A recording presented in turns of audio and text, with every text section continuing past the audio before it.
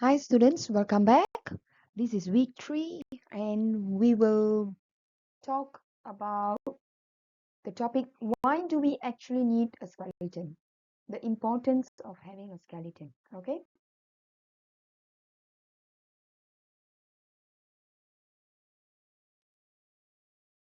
This is just a recap of showing you an x-ray of someone's wrist which is broken, and x-ray images are used to show us the bones inside our body.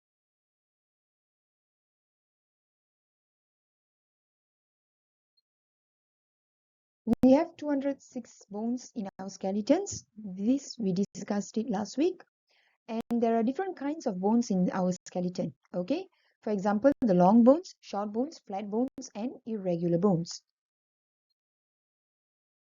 This slide shows you the types of bones. For example, the flat bones, the irregular bones, long bones, the femur, sesamoid bones, which can be found in patella, and short bones, for example, carpus and tarsus. So why we actually need a skeleton? So now the skeleton serves 4 main functions, which is for protection, shape, movement, and growth. Okay.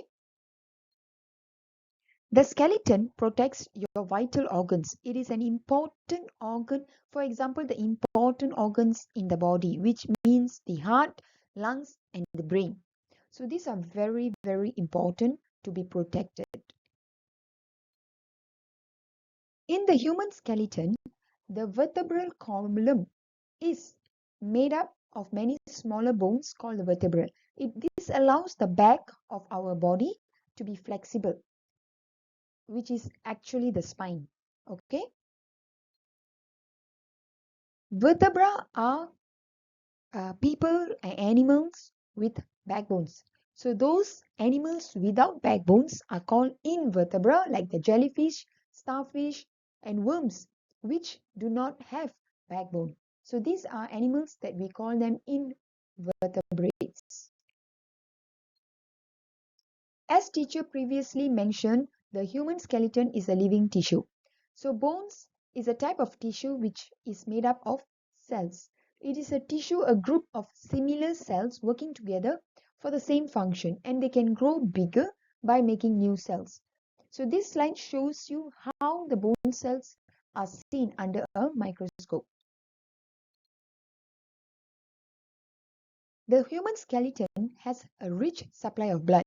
So to stay alive, the bone cells needs oxygen and glucose. These are provided by the blood vessels. Bones can break. So it is able to repair itself because it's a living tissue. So the rich blood supply brings oxygen, sugar, and other nutrients which is required for a cell growth. So the break is then joined by a connective tissue called cartilage. This will eventually be replaced by the new bone. Okay.